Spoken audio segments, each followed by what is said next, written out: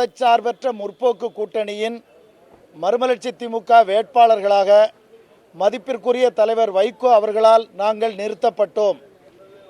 உதயசூரியன் சின்னத்தில் போட்டியிட்ட எங்கள் இருவரையும் வெற்றி பெற வைத்த கடையநல்லூர் சீர்காழி தொகுதி வாக்காளர் பெருமக்களுக்கும் எங்கள் வெற்றிக்கு அயராது பாடுபட்ட அனைவருக்கும் எங்களது பணிவான நன்றியினை தெரிவித்துக் கொள்கிறோம். எனது தம்பிகளை வெற்றி பெற வைத்தால் 5 ஆண்டு காலத்திற்கு சிறப்பான சட்டமன்ற உறுப்பினர்களாக அவர்கள் செயல்படுவார்கள் என்று தேர்தல் பரப்புரையின் போது தலைவர் வைகோ அவர்கள் சொன்னார்கள். தேர்தல் வெற்றிக்கு பிறகு 23/5/2026 கடையநல்லூரில் நடைபெற்ற நன்றி அறிவிப்பு கூட்டத்திலும் அதை குறிப்பிட்டார்கள்.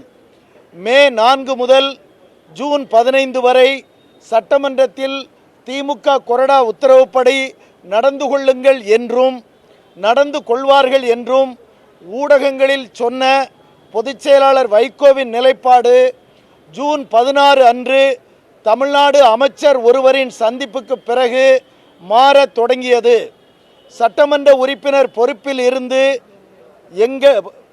எங்களை பொதுச் செயலாளர் வைகோ அவர்கள் ராஜினாமா செய்ய சொன்னார். எங்கள் ராஜினாமாவை அவர்கள் நிர்பந்தித்தார்கள்.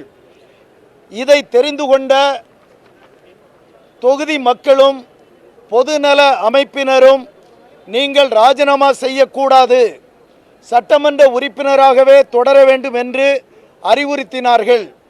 வாக்களித்த எங்களுக்கு மரியாதை தரும் வகையில் நீங்கள் செயல்பட வேண்டும் என்று கேட்டுக்கொண்டார்கள். இந்த கருத்துக்களை பொதுச் செயலாளர் வைகோ அவர்களிடம் நேரில் சொன்னோம். அவர் அதனை ஏற்கவில்லை. இருப்பினும் 6 மாத காலத்திற்கு அமைதியாக இருப்பது என்று முடிவெடுத்து 38 நாட்களாக அமைதி காத்து வந்தோம். இந்த சூழ்நிலையில் மதிமுக முதன்மை செயலாளர் துரை வைகோ அவர்கள் இருவரும் 1 மாதத்திற்கு முன்பே விலை போய் விட்டார்கள் என்று பேட்டி அளித்து தொண்டர்கள் மத்தியில் எங்கள் மீது அவதூறு சேற்றை வீசத் தொடங்கியது எங்களை வேதனைக்கு உள்ளாக்கியது. சுமார் 40 ஆண்டு காலமாக தலைவர் வைகோ பின்னால் எதை பற்றியும் கவலைப்படாமல் எந்த எதிர்பார்ப்பும் இல்லாமல் பயணித்த எங்களுக்கு இறுதியாக கிடைத்தது இது போன்ற இழிவான பழிச்சொல்லே. இதை தாங்கிக் கொள்ள முடியாமல் துடிக்கிறோம். ஆளுங்கட்சி கூட்டணியில் சேர்வோம், மீண்டும் போட்டியிட வாய்ப்பு தரப்படும், அமைச்சராக கூட ஆகலாம் என்ற ஆசை வார்த்தைகளுக்கு மயங்காமல் எங்களை நம்பி வாக்களித்த மக்களுக்கு தலைக்குனிவை ஏற்படுத்த மனமில்லாமல் எங்கள் நிலைப்பாட்டில் உறுதியாக இருக்கின்றோம். சின்னஞ்சிறு வயது முதல் நாங்கள் நேசித்த திராவிட இயக்கத்தின் கம்பீரமான அடையாளமான திராவிட முன்னேற்றக் கழகத்தின் சட்டமன்ற உறுப்பினர்களாகவே தொடர்ந்து பணியாற்றிட உறுதியேற்று இந்திய நாடு வியந்து பார்த்த திராவிட மாடல் ஆட்சியை கொடுத்த போற்றுதலுக்குரிய முன்னாள் முதலமைச்சர் திமுக தலைவர் மரியாதைக்குரிய மு.க. ஸ்டாலின் அவர்களை இன்று நேரில் சந்தித்து வாழ்த்து பெற்றோம்.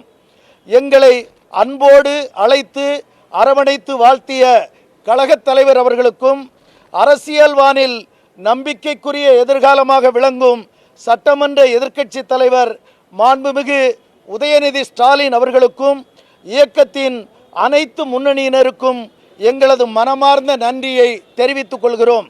திராவிட முன்னேற்றக் கழகம் மீண்டும் ஆட்சி அமைக்கவும் திராவிட இயக்க கொள்கைகள் இம்மண்ணில் வலிமை பெறவும் சிப்பாய்களாக நின்று கடமையாற்றுவோம். வாக்களித்த மக்களின் விருப்பத்தை நிறைவேற்றிய மன நிறைவுடன் நாங்கள் எங்கள் பணியை தொடர்வோம். எங்களை பொது வாழ்க்கையில் ஈடுபடுத்திய தலைவர் வைகோ அவர்களுக்கும் கண்ணியமும் அன்பும் நிறைந்த உண்மையான மதிமுக நிர்வாகிகள் நண்பர்களுக்கும் எமது நன்றியை தெரிவித்துக் கொள்கின்றோம். திமு ராசேந்திரன், சட்டமன்ற உறுப்பினர், கடையநல்லூர் தொகுதி, தென்காசி மாவட்டம். இரா செந்தில் செல்வன், சட்டமன்ற உறுப்பினர், சீர்காழி தொகுதி, மயிலாடுதுறை மாவட்டம். அறிக்கையை கொடுத்துருங்க எல்லாத்துக்கும்.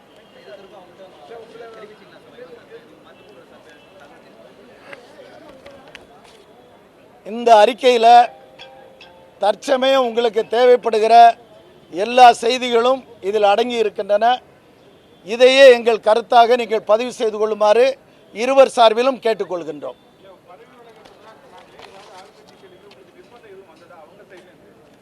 ஏற்கனவே நீங்கள் இந்த கடந்த 38 நாளாக இது குறித்து ஏராளமான தகவல்களை நீங்கள் விசாரிச்சிருக்கிறீங்க, பார்த்துருக்கீங்க.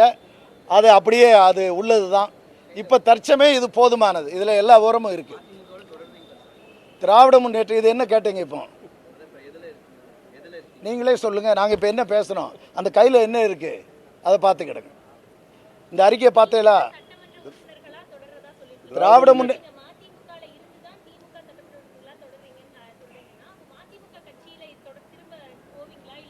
நாங்கள் திராவிட முன்னேற்ற கழகத்தின் சின்னமான உதயசூரியன் சின்னத்தில் போட்டியிட்டு வெற்றி பெற்றோம். பொதுமக்கள் விருப்ப நாங்கள் தொடர்ந்து சட்டமன்ற உறுப்பினராக இருக்க வேண்டும் என்பது. அந்த அடிப்படையில் திராவிட முன்னேற்ற கழக சட்டமன்ற உறுப்பினராக இயங்குகிறோம். தொடர்ந்து பணியாற்றுவோம்.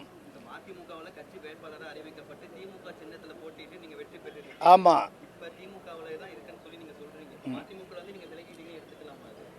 அப்படி நீங்கள் சொல்ல முடியாது. ஏன்னா நாங்கள் திராவிட முன்னேற்ற கழகத்தின் சின்னத்தில் போட்டியிடுகிற போதே திராவிட முன்னேற்ற கழகத்தின் உறுப்பினராக ஆகித்தான் போட்டியிட்டு இருக்கிறோம். அதிகாரப்பூர்வமாக திராவிட முன்னேற்ற கழக உறுப்பினராகத்தான் உறுப்பினர் அந்த அட்டை பெற்றுத்தான் நாங்கள் போட்டியிட்டு இருக்கிறோம். ஆகவே அந்த கேள்வி எழவில்லை. அந்த கேள்விக்கு இடமில்லை. ஒரு சட்டமன்ற உறுப்பினர் திராவிட முன்னேற்ற கழகத்தின் உறுப்பினராகத்தான் போட்டியிட்டு இருக்கிறோம்.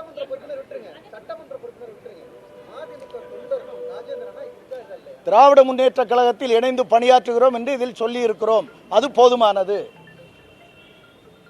அது போதுமானது.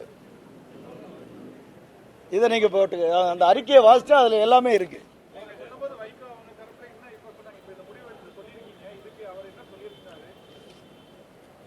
இந்த நிகழ்வு தொடங்கியது ஜூன் 26 உயர்நிலைக்குழு மறுமலர்ச்சி திமுக நடந்த அன்றைக்கு. மறுநாள் பொதுக்குழு. இந்த 2 நாளும் என்ன நடந்துச்சு, எங்களுடைய கருத்து என்னங்கிறது கடந்த ஒரு மாதமாக விவாதிக்கப்பட்டிருக்கிறது. 38 நாட்களாக 2 பேரும் எந்த தகவலும் எங்கேயும் எதுவும் பேசலை. உங்களில் பல பேருக்கு எங்களை ஆளை கூட தெரியாது. எதனாலனா எல்லாம் பேசி முடிக்கட்டும். இல்லை, நாங்கள் 6 மாத காலம் அமைதியாக இருக்கணும்னு முடிவெடுத்தோம். 6 மாத காலம் அமைதியாக இருப்போம், சிரமப்பட வேண்டாம், கஷ்டத்தை கொடுக்க வேண்டாம்னு நினச்சோம். ஆனால் எங்களை காயப்படுத்துகிற வகையில் சொல்லப்பட்டதுங்கிறத இதில் நாங்கள் சொல்லியிருக்கோம். தற்சமே நீங்கள் அதை போட்டுக்கிடுங்க. என்ன சொல்லியிருக்கோமோ அதை போட்டுக்கிடுங்க. இன்னைக்கு இல்லை, நேற்று நடந்து முடிஞ்சிருச்சு. நடக்குதுங்கன்னு சொல்லாதுங்க. ஆமாம், இல்லை, அது என்னென்னா சட்டமன்ற பட்ஜெட் கூட்டத்தொடர் முடிஞ்சாச்சு. நாங்கள் திராவிட முன்னேற்ற கழக சின்னத்தில் நின்று எல்லாத்தையும் திராவிட முன்னேற்ற கழக வரிசையில் தான் அமர வச்சிருக்கிறாங்க. எல்லாமே சட்டப்பேரவையில் அப்படி தான் சீட்டு ஒதுக்கி அமர வச்சிருக்கிறாங்க. அதனால் அந்த முடிவு எடுத்து நம்ம இயங்க வேண்டியிருக்கு. 2வது 6 மாதம் நம்ம காத்திருப்போம்னு சொன்னது மறுமலர்ச்சி திமுகவில் முதன்மை செயலாளர் அவர்கள் நாங்கள் விலை போய் விட்டதாக சொன்னதுக்கு அப்புறமும் அது காத்திருக்க முடியாது. காத்திருக்க வாய்ப்பே அவர்கள் தரவில்லை. அது மனவேதனைப்படு. எப்படி முன்னாடி 6 மாத காலம் காத்திருக்கிறோம் என்று தலைவர் வைகோ அவர்களுக்கு நாங்கள் முறையாக சொல்லி இருந்தோம். எப்படி வேணாலும் எடுத்துக்கிடுங்க, எப்படி வேணாலும்.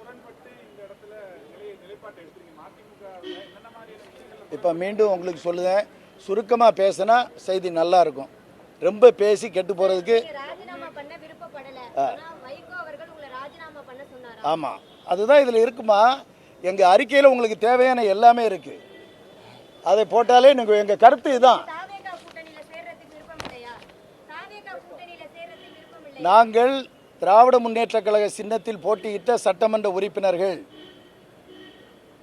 திராவிட முன்னேற்ற கழக சட்டமன்ற உறுப்பினர்களாக பணியாற்றுவதுதான் சட்டப்படி சரியாக இருக்கும். தாவேகா கூட்டணியில் திமுகவிலிருந்து தேர்ந்தெடுக்கப்பட்ட சட்டமன்ற உறுப்பினர் இயங்க முடியாது. நீங்கள் திரும்பவும் அதை நீங்கள் புரிஞ்சுக்கலையா? இதில் இருக்குது, உங்களுக்கு எல்லா விளக்கமும் இருக்குது. இது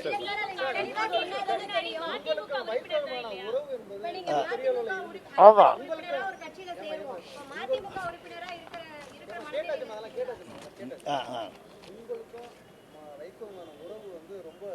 ஆமாம், ஆமாம். தலைவர் வைகோ அவர்களோடு நான் தனிப்பட்ட முறையில் கொண்ட உறவு நீண்ட காலமானது. பொதுமக்கள் விருப்பத்திற்கும் நாட்டு மக்கள் ஏற்றுக்கொள்ளவே முடியாத ராஜினாமா என்கிற இதை சொல்லுகிற போது என்னுடைய கருத்தை ஆழமாக பதிவு செய்தேன் என்பது பொதுக்குழு என்று நான் ஒரு செய்தியாக வெளியிட்டிருந்தேன். கட்சி பதவி என்றால் தலைவர் விரும்புகிற எந்த கட்சியாக இருந்தாலும் தலைவர்களுடைய விருப்பம்தான். சட்டமன்ற உறுப்பினர் பொறுப்பு என்பது நிறுத்தியது தலைவர் வைகோ. அதனால்தான் தான் நாங்கள் இவ்வளோ நாள் பொறுமையாக இருக்கிறோம். ஆனால் வெற்றி பெற வைத்தது பொதுமக்கள். எதிர்கட்சி என்னை எதிர்த்து நின்றவர் 50,000 ஓட்டில் ஜெயிப்போம்னு சொல்கிறார்.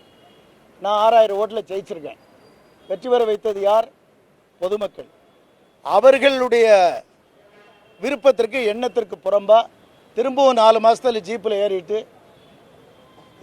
மீண்டும் எனக்கு வாக்களிங்கன்னு சொன்னால் அது ஒரு முரண்பாடு. தலைவர் வைகோ அவர்கள் எங்கள் தம்பிகள் 5 ஆண்டு காலத்திற்கு சிறப்பாக பணியாற்றுவார்கள் என்று தலைவர் வைகோ அவர்களே பிரச்சாரம் செய்திருக்கிறார்கள். நன்றி அறிவிப்பு கூட்டத்தில் பேசியிருக்கிறார்கள். 4 மாதத்தில் ரிசைன் பண்ணிவிட்டு மக்கள்கிட்ட போனால் அந்த மக்கள்கிட்ட நம்ம எதிர்கொள்ள முடியாது. இதை தலைவர் வைகோவுடன் நேருக்கு நேர் நாங்கள் பணிவோடும் அன்போடும் கண்ணீரோடும் சொல்லியிருக்கிறோம். அதில் தான் தலைவருக்கும் எங்களுக்கு ஒரு கசப்பு ஏற்பட்டிருக்கிறது. இன்னொரு செய்தியை நான் சொல்லியிருந்தேன். 6 மாத காலம், ஓராண்டு 2 ஆண்டுகள் கழித்து தலைவர் வைகோ அவர்களே எங்களுடைய முடிவு சரி என்று நினைக்கக்கூடிய நாள் உருவாகும். அன்றைக்கு அவருக்கும் எங்களுக்குமான அந்த பிரிவு துயர் நிரந்தரமாக விலகும். புரிஞ்சுக்கிட்டீங்களா?